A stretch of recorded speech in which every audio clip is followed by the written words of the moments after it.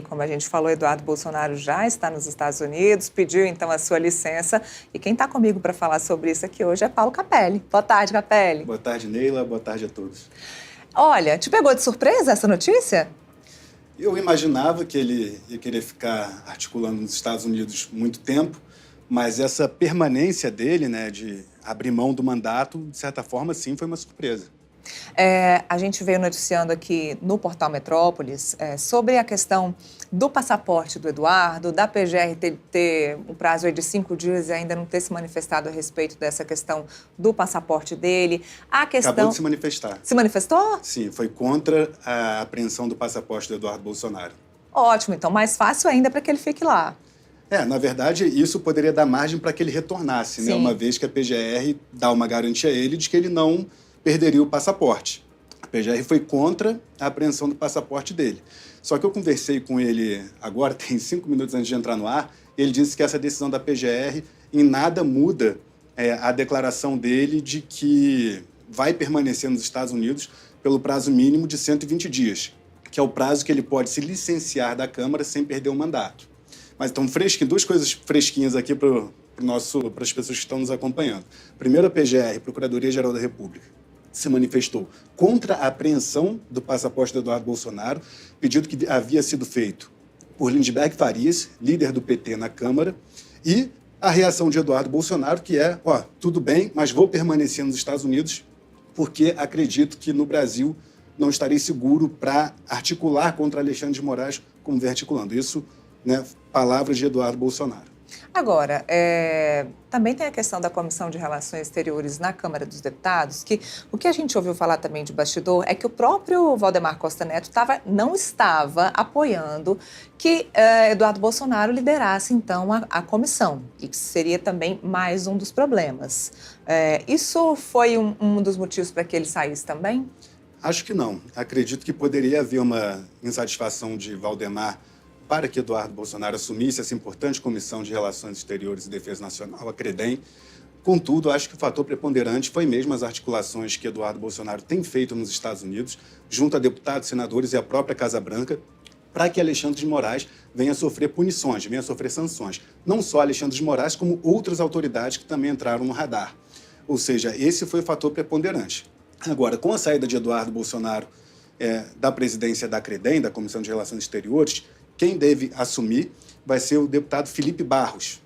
Por quê? Inicialmente, Eduardo Bolsonaro indicou o deputado federal Zucco, do Rio Grande do Sul, para assumir a comissão. Só que o Zucco já é líder da oposição na Câmara, e a oposição tem mais cargos à disposição do seu líder do que a Comissão de Relações Exteriores. Ou seja, Zucco teria que sair da comissão da liderança da oposição para assumir a CREDEM, e assim ele perderia cargos. Ou seja, aí, para não acontecer isso, ele abriu mão da comissão e indicou o Felipe Barros, que é um deputado muito, muito ligado à família Bolsonaro, para assumir a Comissão de Relações Exteriores. Lembrando que, pela distribuição da Câmara, é uma prerrogativa do PL, partido de Bolsonaro, indicar o presidente da CREDEM.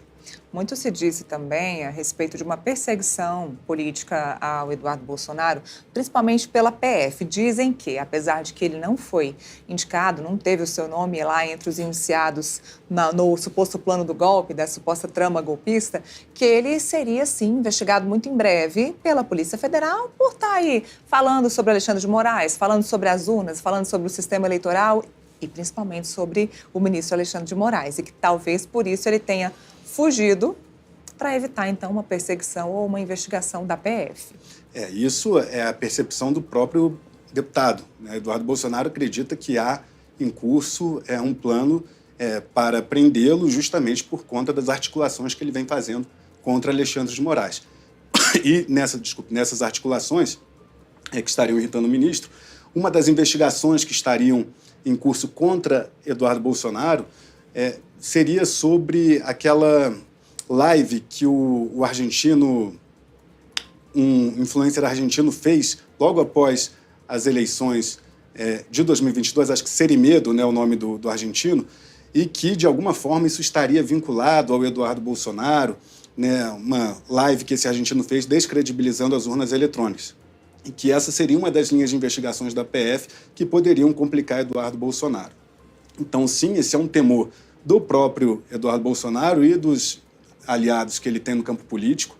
Agora, em relação oficial a investigações, de todos os filhos ali do Bolsonaro, ele é o que está mais tranquilo, por assim dizer.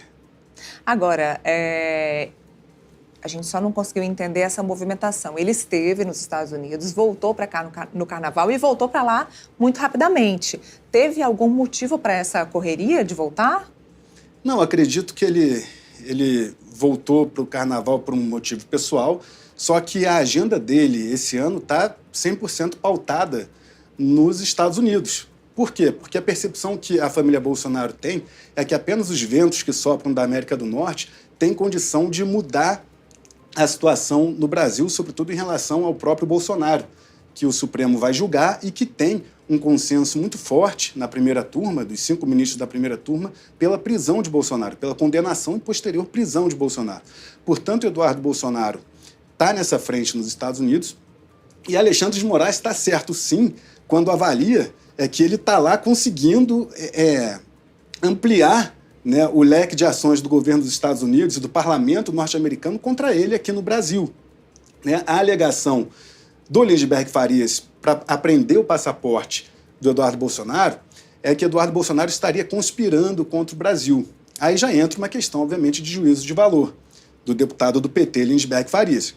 Mas que Eduardo Bolsonaro tem conseguido, de fato, fazer com que sanções a Alexandre de Moraes ganhem cada vez mais força na Casa Branca e no Congresso dos Estados Unidos, isso é indiscutível, né? Tanto que a nota que a gente até revelou aqui em primeira mão no Boletim Metrópolis, a nota do Departamento de Estado dos Estados Unidos contra Alexandre de Moraes, é fruto também dessas articulações que Eduardo Bolsonaro vem fazendo e também fruto de declarações da Janja, que chama Elon Musk, né, manda um fuck you para Elon Musk, fruto de acirramentos também no campo econômico do governo Trump com o governo Lula, ou seja, uma série de fatores distanciam os Estados Unidos do Brasil. E, mais no campo pessoal, uma série de fatores gera embates diretos entre Donald Trump e Alexandre de Moraes. Antes da gente falar das sanções, que tem matéria sua também sobre isso, eu queria chamar um vídeo, um VTzinho do Jair Bolsonaro, falando sobre isso hoje. Roda aí pra gente. Afastamento.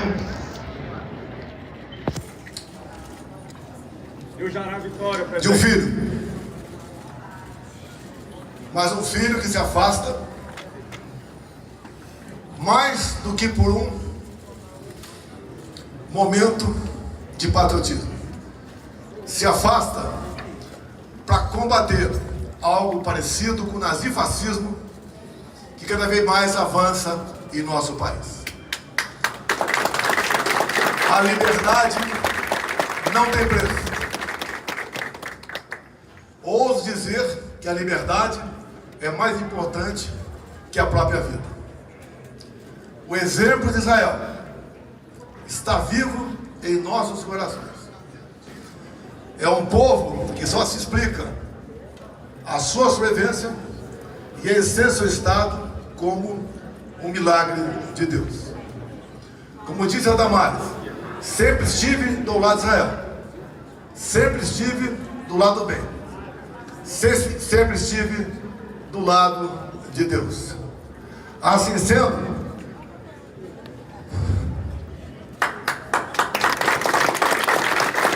com todos os problemas que nós possamos ter no momento, nada se compara que os nossos irmãos judeus viveram no passado. Estou aqui do lado mais difícil, que é o lado do povo, mas jamais traria minha consciência para estar do outro lado, no conforto, na luxúria ou na opressão. Sinto-me feliz, apesar de todos os problemas. Tenho uma família organizada, tenho uns filhos que cada vez mais também nos orgulham na política, e tenho vários parlamentares que nos dão força para continuar lutando para que o nosso povo não perca a sua liberdade.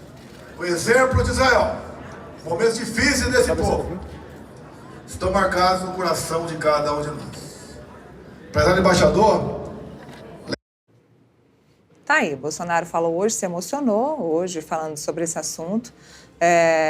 E o Capelli tem mais notícia aqui pra gente quando o assunto é Trump e pacotão de sanções a autoridades brasileiras. Coloca a matéria aí pra gente, pessoal.